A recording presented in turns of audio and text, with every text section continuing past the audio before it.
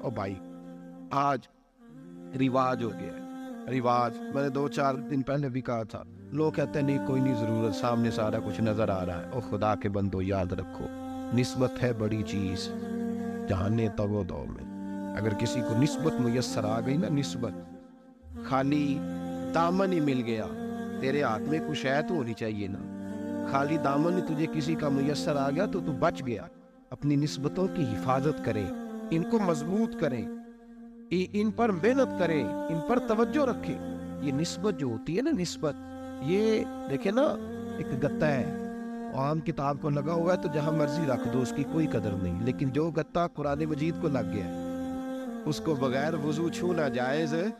ایک پٹھے پہ اینٹ بنی ہے جو باتھ روم میں لگ گئی، وہاں بغیر جوتے کے جایا نہیں جا سکتا، اور جو مسجد میں لگ گئی وہاں جوتے پہن کے جایا نہیں جا سکتا۔ یہ نسبت ہے بڑی چیز، اگر میسر آئے نصیب ہو، اپنی نسبت کو مضبوط کر کے رکھا کریں، اس کی جولانی کا مظاہرہ کیا کریں، اس نسبت میں روز توانائی آنی چاہیے۔ میں آپ کو بڑی ذمہ داری کے ساتھ ایک بات بتاتا ہوں تجربے کی، ہمیں جتنا کسی نے آ کے کہا ہے نا نسبت کے خلاف، ہماری نسبت اس سے زیادہ مضبوط ہوئی۔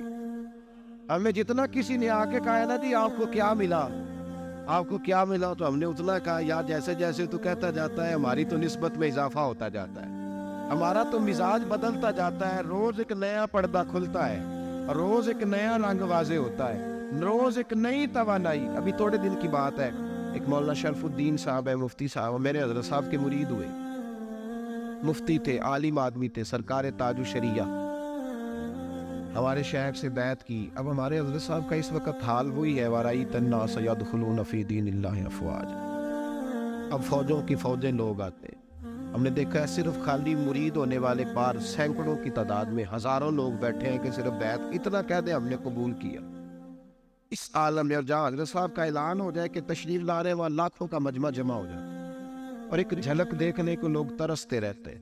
یہ کیفیت ہم نے دیکھی، وہ دور گزر گیا، کبھی ایسا بھی ہوتا تھا، ایک میں ہوتا تھا، ایک تو ہوتا، اور تیسری تنہائی ہوتی، اور دور بیت جاتا ہے، وہ لمحے کسی کسی کو نصیب آتے۔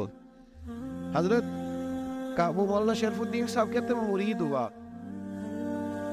ہوا مجمع میں، رسی حضرت پھینکتے ہیں یا چادر پھینکتے ہیں تو پکڑ کے مرید ہوا، تو ساتھ ساتھ اور چادریں باندھی تھی، لوگوں نے پکڑی ہوئی۔ ایک مولانا، میں جب بیعت ہو کے آیا ان کو بتایا تو مجھے کہنے لگے یار تو ایسی جگہ مرید ہو گیا جو تیری بات بھی نہ سن سکے، جن کو تو دکھڑا بھی نہ سنا سکے، جو مصروف ہی بڑے رہتے ہیں، کہاں مرید ہو گیا تھا؟ ایسے پیر کا بیعت ہوتا جہاں تو جاتا، وہ تیرے پاس آتے، گفتگو ہوتی، بات چیت ہوتی۔ کہتے جب انہوں نے مجھے بہت زیادہ قائل کیا نا، بہت زیادہ، تو میں نے ارادہ کر لیا، میں نے کہا بات ٹھیک ہے، بیعت کہیں اور ہونا چاہیے تھا۔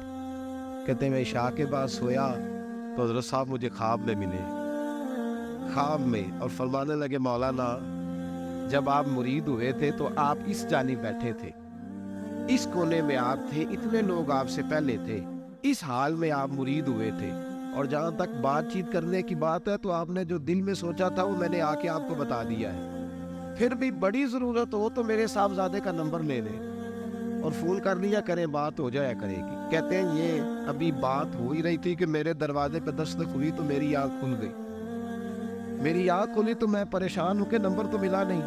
ایک انجینئر صاحب میرے محلے میں رہتے تھے، فرماتے ہیں وہ شام کو میرے پاس آئے اور کہنے لگے مولانا سنا ہے آپ حضرت مفتی اختر رضا صاحب سے مرید ہو گئے؟ میں نے کہا، تو کہنے لگے میں ان کے مدرسے میں کام کر کے آیا ہوں، میرے پاس ان کے بیٹے کا نمبر ہے، چاہیے آپ کو؟ نمبر ہے چاہیے؟ کہتے ہیں نمبر مجھے وہ شام کو گھر آ کے دے گئے۔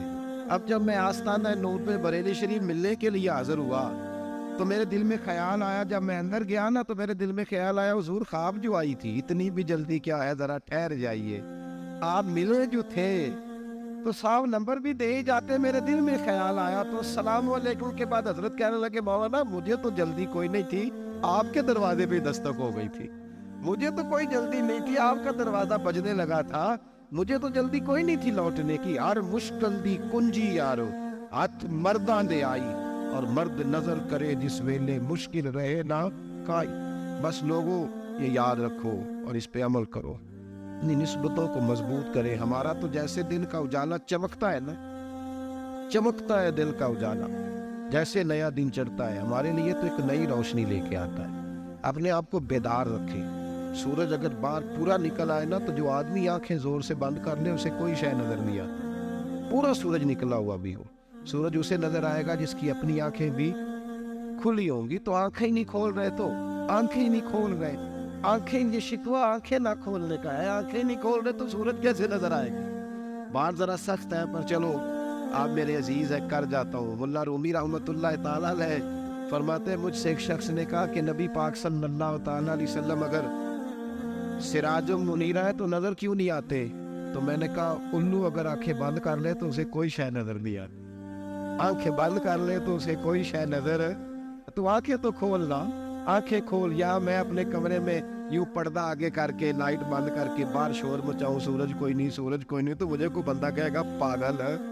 اس طرح کر, باہر نکل, ادھر آ تجھے دکھاؤں سورج ہے کہ نہیں, تیری تو اپنی آنکھیں بند ہے.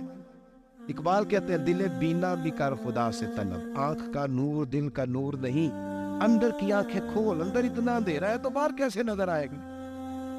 لوگ آنکھ ہی نہیں کھولتے, بتائے بھائی دیکھتے رہتے ہیں. نسبت کو مضبوط کرے. رب تو فرماتا ہے حبیب تو موجود ہے تو میں کافر کو بھی عذاب نہیں دے. اب یہاں خالص نسبت کا بیان ہے, خالص. یہ نہیں فرمایا کہ حبیب ان کے عمل اچھے ہیں تو میں عذاب نہیں دیتا. یہ نہیں فرمایا کہ حبیب یہاں خانہ کعبہ ہے تو میں عذاب نہیں دیتا. نسبت کی بات فرمائی, نسبت. یہ نہیں فرمایا کہ حبیب یہاں روز طواف ہوتا ہے تو عذاب نہیں دیتا, یہاں تلاوت ہوتی ہے تو فرمایا حبیب تو ہے اس لیے میں انہیں عذاب. مدینے میں کبھی زلزلہ نہیں آیا, پتہ ہے آپ کو؟ اس لیے نہیں آیا کہ وہاں میرے مصطفیٰ کا گنبد خضرا ہے. کوئی فصل وہ بیجتے نہیں, کوئی فصل بوتے نہیں, وہ کوئی فصل بھی, لیکن دنیا کی ہر شے آپ کو مدینے میں ملتی. جو سب سے اچھا پھل کھانا چاہے اسے مدینے میں جا کے ملتا ہے, اس لیے کہ وہاں گنبد خضرا کی ہریالی موجود ہے. دنیا کی ہر نعمت ملتی ہے اس لیے کہ گنبد خضرا جو موجود ہے. تو بھائی یہ نسبتوں کی بات ہے, نسبتوں کی. پرانی امتوں میں جب کوئی گناہ کرتا تھا تو دروازے پہ لکھا ہوتا تھا سویرے. میرے حبیب نے دعا فرمائی مولا یہ میرے ہیں انہیں رسوا نہ کرنا, اے اللہ میرے ہیں انہیں رسوا نہ کرنا. تو میرے بھائی سن لو اور یاد رکھ لو, لاکھوں پاپ بھی لوگ کر کے آئے, سویرے منہ دھو کے نکل آئے تو عرش کا مالک رسوا نہیں کرتا, بلکہ کہتا ہے تو میرے دامن میں چھپ جا, اندر جا کے جا گناہ کیا ہے وہاں جا کے دل سے سچی توبہ کر لے, میں قیامت میں بھی کسی کو نہیں بتاؤں گا کہ تو نے گناہ کیا ہے. تو برکت کس کی ہے؟ رسول پاک. یہ برکت کس کی ہے؟ حبیب دو عالم کی صلی اللہ. غلامی کا رشتہ مضبوط کرے, غلامی وارث والے بنے, نوارث نہ بنے. نوارث جیسے زندگی نہ گزارے, جہاں مرضی چلے گئے, جہاں مرضی چھٹیاں کھا رہے, جتنے مرضی ٹائم بتائے, جو مرضی طبیعت میں آیا کرتے پھرے, پتہ ہی نہیں, حال ہی کوئی نہیں. یہ کوئی کیفیت نہیں کوئی بھی. مجھے ایک صاحب کہنے لگے کہ ایک پیر بھائی پوچھ رہا تھا حضرت صاحب کا حال کیا ہے. میں نے آج کے بعد اس نے تجھ سے پوچھا تو بالکل نہ بتانا.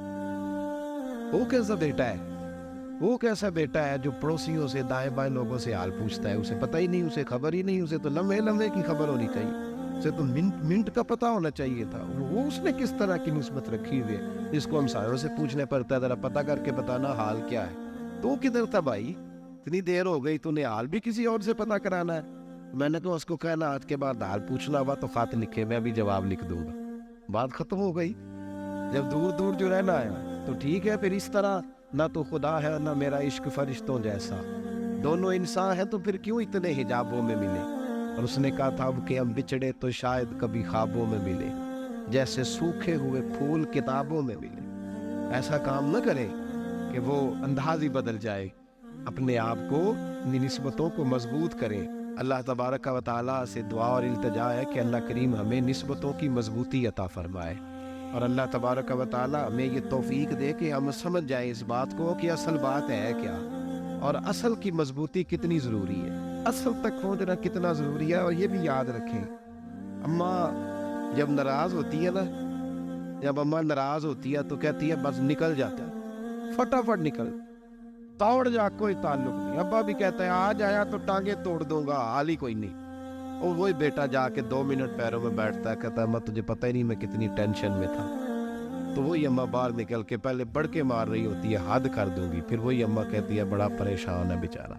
یہ کیفیت ہے, اپنے آپ کو صحیح کریں، اپنی نسبتوں کو مضبوط کریں، احکامات پہ عمل کریں، محبوب کی غلامی تگڑی کریں، یہ جو سستیاں ہیں کوتاہیاں ان کو دور کریں۔